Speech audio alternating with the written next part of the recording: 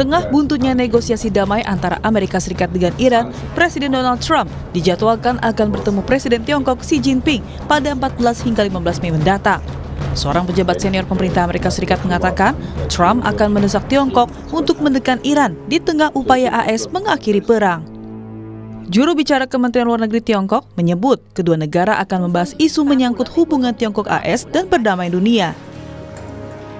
应国家主席习近平邀请，特朗普总统即将对中国进行国事访问。这是中美两国元首继去年10月釜山之后再次面对面会晤，也是美国总统时隔9年再次访华。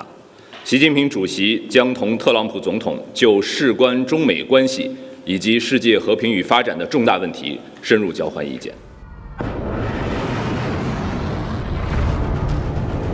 Sebelumnya, AS dan Iran saling mengajukan proposal damai.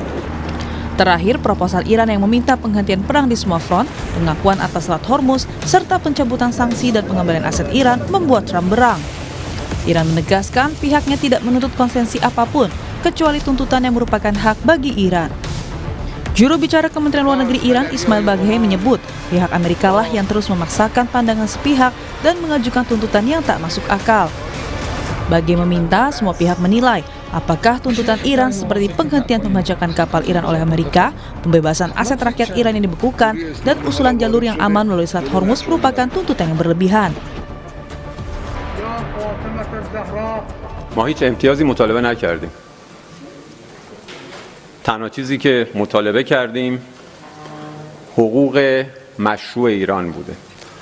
من قضاوت رو به شما و مردممون واگذار میکنم که آیا مطالبه ایران برای خاتمه جنگ در منطقه، مطالبه ایران برای توقف Presiden Amerika Serikat Donald Trump menyebut gencatan senjata dengan Iran dalam kondisi kritis usai Amerika Serikat menolak proposal baru Iran karena tak memasukkan isu nuklir. Menurut Trump, dokumen yang dikirim Iran tidak berguna. Trump mengklaim Iran mengizinkan Amerika mengekstrak uranium tapi mengingkarinya dalam proposal gencatan senjata terbaru. What for the time being the ceasefire remains in place? It's unbelievably weak. I would say I would call it the weakest right now. After reading that piece of garbage they sent us, I didn't even finish reading it. They said I'm not going to waste my time reading it. I would say it's one of the weakest right now. It's on life support. They understand these are all medical people. Dr. Oz, life support is not a good thing. Do you agree? Bad prognostic. I would say the ceasefire is on massive life support, where the doctor walks in and says, "Sir, your loved one has approximately a 1% chance of living." Tarik-menarik kepentingan jadi isu panas yang mengganjal asa menuju damai. Perang masih mengintai bersama potensi krisis global yang menyertai.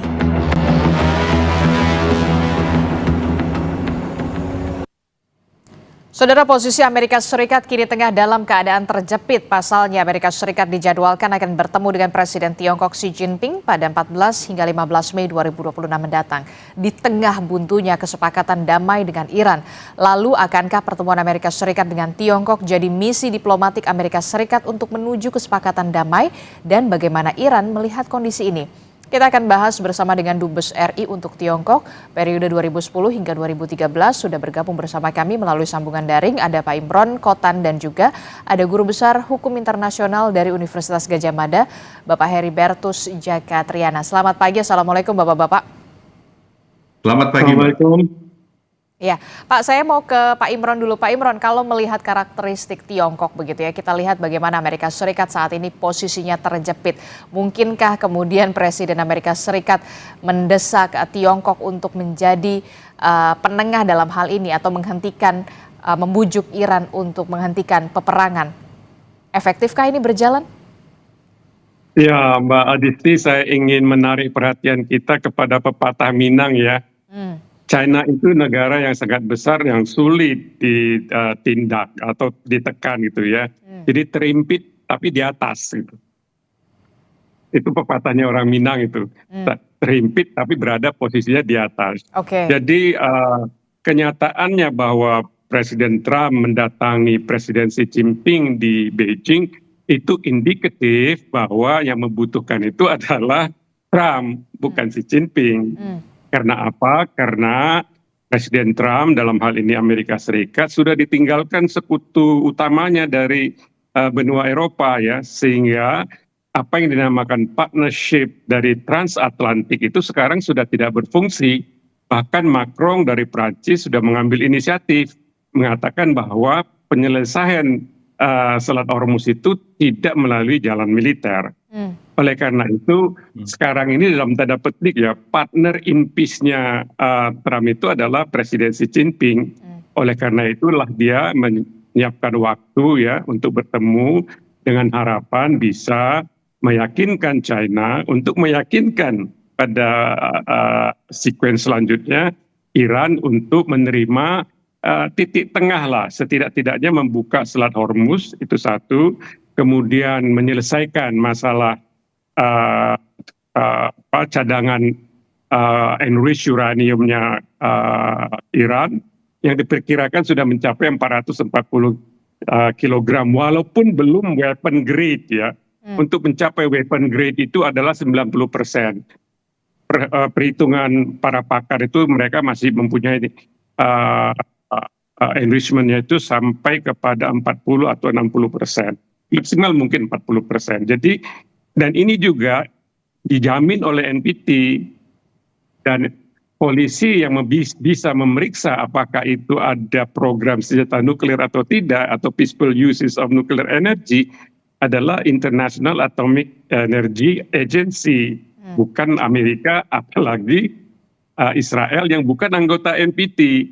Jadi menurut hemat saya lebih banyak Trump membutuhkan Xi Jinping daripada Xi Jinping membutuhkan Trump. Namun demikian, kalau menurut saya ada 3 agenda yang saya istilahkan Trident Agenda yang akan dibahas. Yang pertama tentu perang di Timur Tengah, kemudian perang dagang, dan kemudian tentu saja Taiwan yang merupakan core interest dari China. Jadi 3 ini akan menjadi topik sentral ya.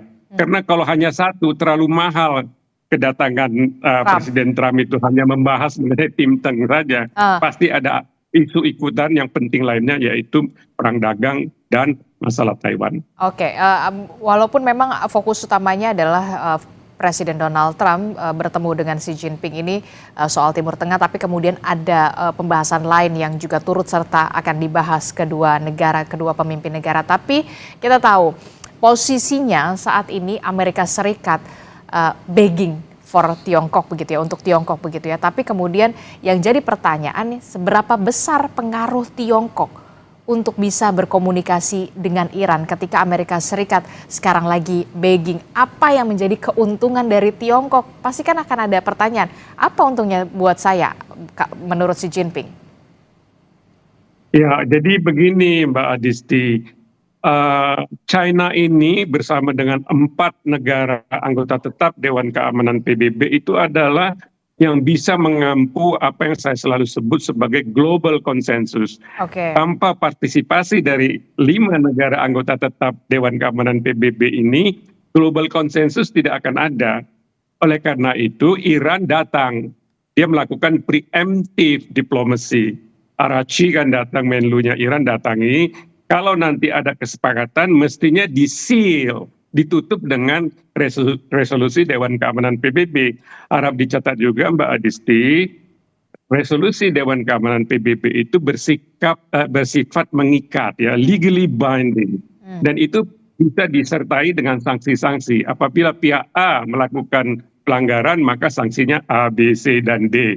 Dan demikian juga sebaliknya. Jadi China itu mempunyai leverage yang sangat besar dalam konteks ini, dan Iran melihat peluang itu.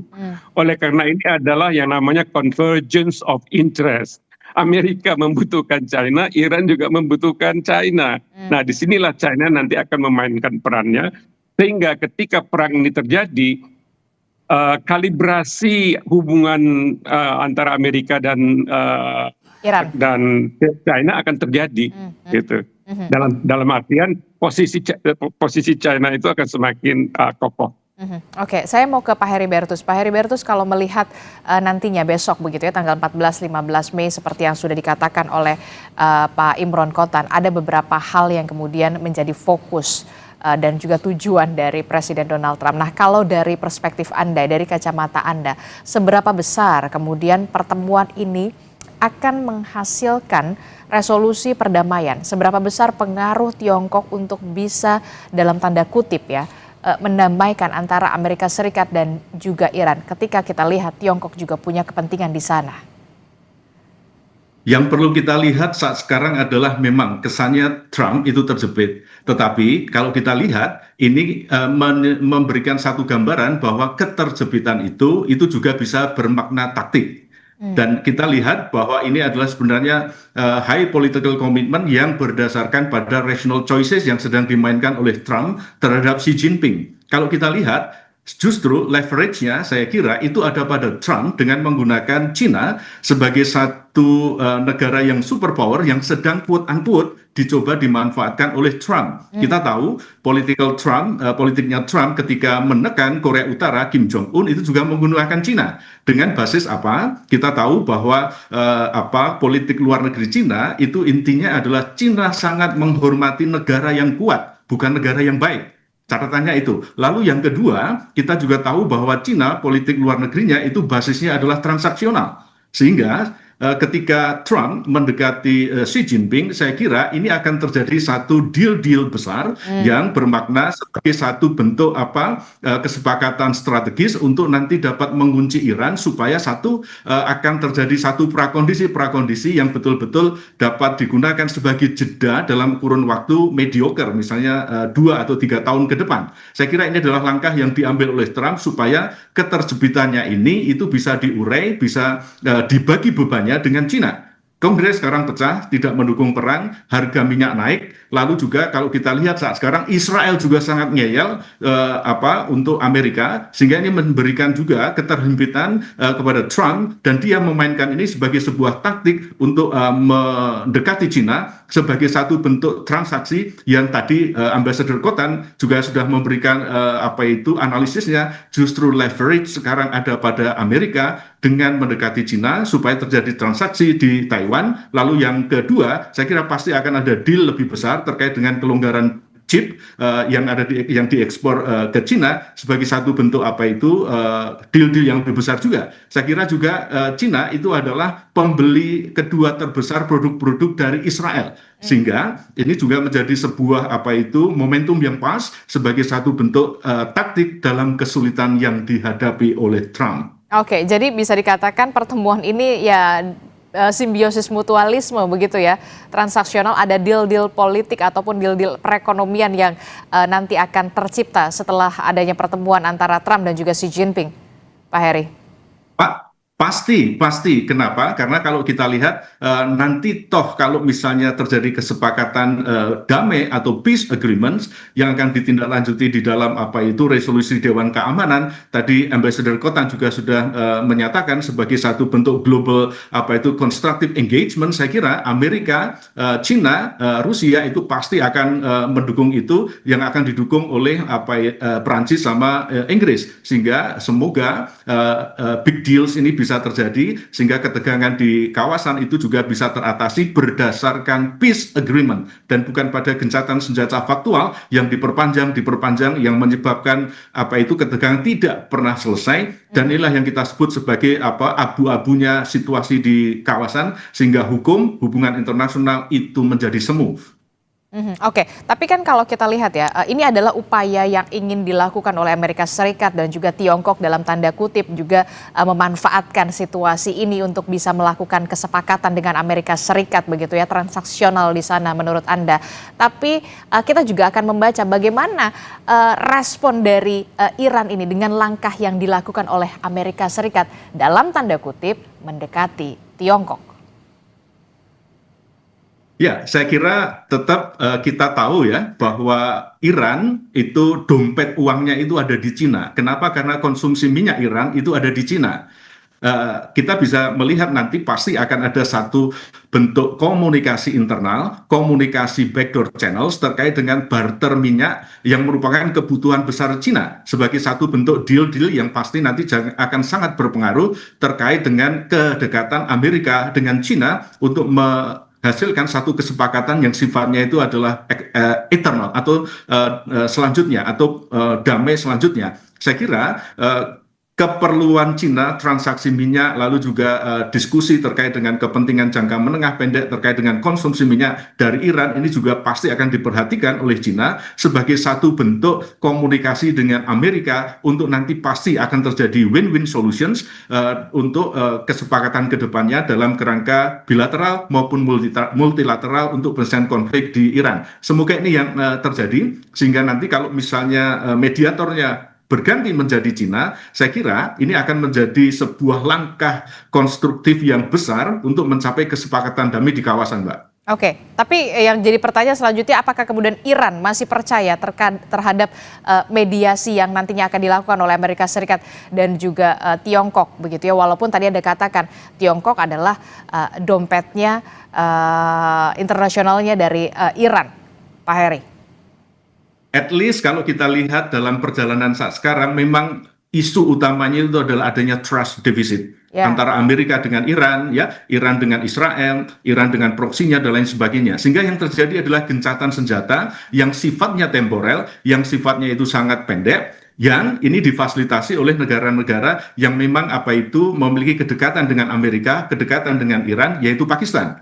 Dengan kedekatan-kedekatan yang sifatnya juga sangat taktis ini, saya kira hasilnya juga sangat-sangat taktis. Tapi ketika kita lihat bahwa sekarang Amerika mendekati Cina, kita bisa tahu bahwa Cina itu adalah salah satu big power yang memiliki keuntungan, kekuatan luar biasa yang sangat diperhitungkan. Sehingga kalau kita lihat ke depan dengan adanya kedekatan pemilik kekuasaan ini, saya kira nanti mediasinya semoga nanti dealnya itu juga di level strategis yang ditindaklanjuti dalam kerangka operasional dan taktis di lapangan di antara negara Amerika dengan Iran, negara Iran dengan proksinya misalnya Hezbollah, Houthi, dan juga terhadap Israel yang merupakan proksinya Amerika. Sehingga ini semoga tekanan politik yang besar, pemilik kekuasaan yang besar dapat menghasilkan big deals sebagai satu bentuk sharing power, sharing responsibility untuk menghasilkan kesepakatan yang sifatnya eternal. Oke, itu artinya Tiongkok bisa menjadi atau berpotensi menjadi penengah konflik global untuk menggantikan dominasi Barat. Ya. Tetapi pasti nanti akan ada yang namanya transaksi-transaksi yang bisa kita lihat terkait dengan konsesi yang akan diminta oleh Cina terhadap Amerika. Salah satu contohnya saya yakin pasti isu Taiwan, mungkin dalam waktu 2 atau 3 tahun sampai 5 tahun, Amerika pasti tidak akan mengurusi internal issues di Taiwan. Lalu yang kedua pasti akan terjadi satu peningkatan ekspor-impor chips dari Amerika ke Cina terkait dengan perdagangan ekonomi yang ini juga menjadi dispute kedua negara. Yang ketiga terkait dengan distribusi energi minyak yang tetap pasti akan dijamin oleh Iran kepada Cina. Dan saya kira pasti nanti akan ada big deals kalau ini terjadi peace agreements, pasti pembangunan rekonstruksi pasca hancurnya Iran atas serbuan Amerika, kontraknya pasti akan dimiliki oleh Cina. Oke, bagaimana Pak Imron merespon ini begitu? Tiongkok berpotensi menjadi penengah konflik global menggantikan dominasi Barat, walaupun memang pasti akan ada big deals di sana begitu ya, soal Taiwan, kemudian ada beberapa soal perdagangan. Bagaimana Anda melihat ini? Respon Anda. Ya, Mbak Aditi, seperti yang tadi saya sudah garis bawahi, setelah konflik ini usai, China akan muncul sebagai negara yang lebih kuat dibandingkan sebelum konflik ini terjadi. Patut dicatat ya bahwa China ini selalu memportray dirinya sebagai pemain global yang responsibel. Jadi dia itu berupaya menunjukkan kepada Amerika Serikat dan juga Iran, mari kita bermain berdasarkan adagium play by the book. Itu yang dia ingin gambarkan sehingga China ini kan besar. Jadi kalau dia bergerak kan negara-negara tetangga yang kecil kan takut, ya dalam tanda petik khawatir. Oleh karena itu dia selalu mempotret dirinya sebagai pemain global yang responsible. Itu satu. Yang kedua, memang unik ya, karena saya pernah tinggal di sana bertahun-tahun. China ini negara besar, tapi lautnya kecil. Makanya selalu ada masalah di Laut Cina Selatan kan. Itu satu. Karena aksesnya keluar dari China itu melalui Laut Cina Selatan kan. Oleh karena itu dia sangat sensitif mengenai Laut Cina Selatan. Kedua, sumber daya alamnya itu sedikit ya, walaupun masyarakatnya itu sudah berpindah ya dari masyarakat imitatif menjadi masyarakat inovatif.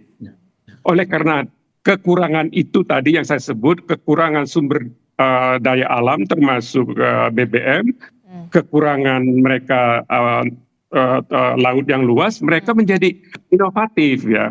Oleh karena itu mereka mengembangkan industri high tech. Nah, kembali kepada penguasaan rare earth, China itu ketika Amerika Serikat mengimpose tarif sampai lebih dari 100%, dia juga menahan karena Amerika Serikat itu industri high tech-nya itu memerlukan rare earth, tanah jarang. Dia juga balas. Anda membatasi saya di microchip, saya akan membatasi eksportasi dari tanah jarang saya kepada Anda. Jadi kekuatan China sekarang ini tidak bisa diremehkan lagi oleh Amerika Serikat. Jadi penggunaan kata-kata menekan, saya kira tidak. Sekarang mereka seimbang. Nah, kembali lagi, oleh karena itu kita tidak heran. Ya, ini kan political behavior itu harus kita perhatikan, Mbak Adisti. Saya sebagai pengamat saya harus perhatikan. Jarang sekali yang namanya Presiden Trump itu memuji-muji negara ataupun seorang tokoh. Kemarin itu berhari-hari dia mengatakan, wah China itu sahabat kita, saya respect sekali dengan Presiden Xi Jinping.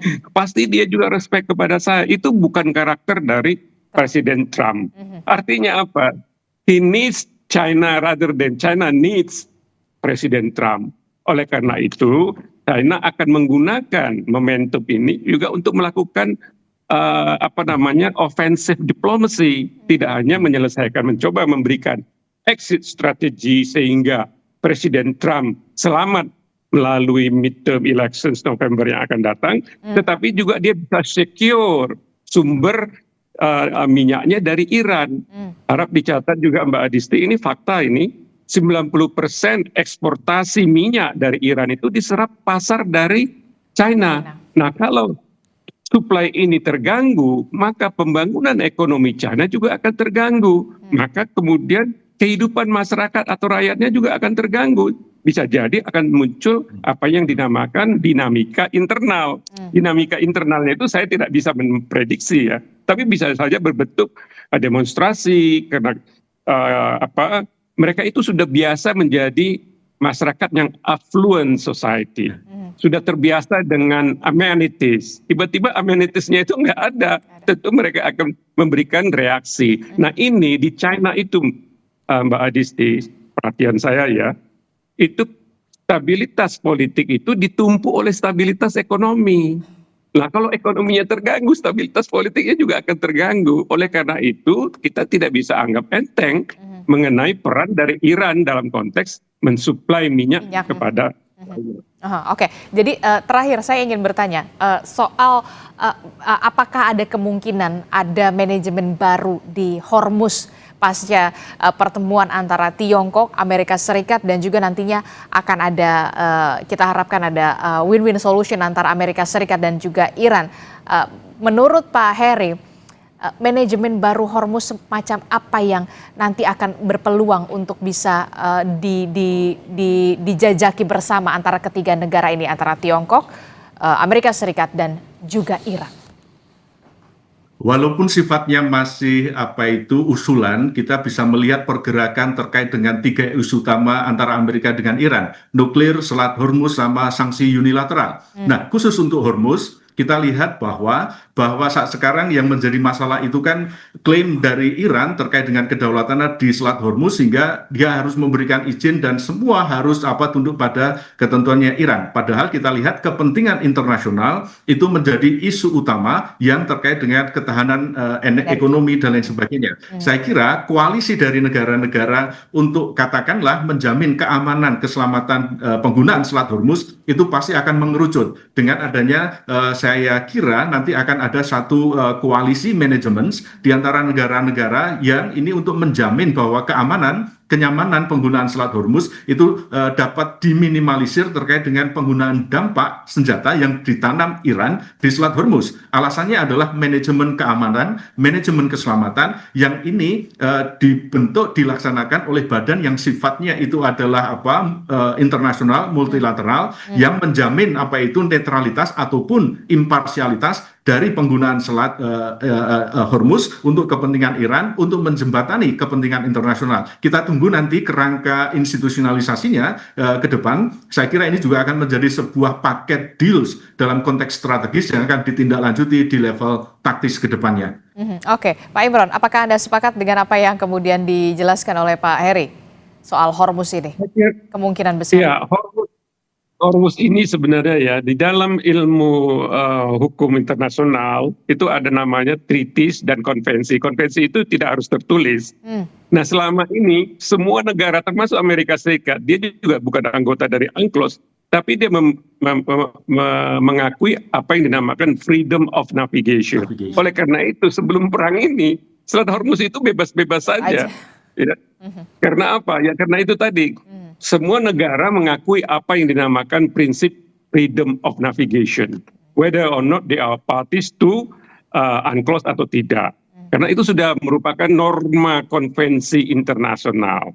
Nah, kalau Iran, memang parlemennya memberikan peluang dasar hukum untuk mereka nanti akan mengatur begitu. Tapi saya kira itu bisa dinegosiasikan karena sebelumnya pun itu tidak tertutup.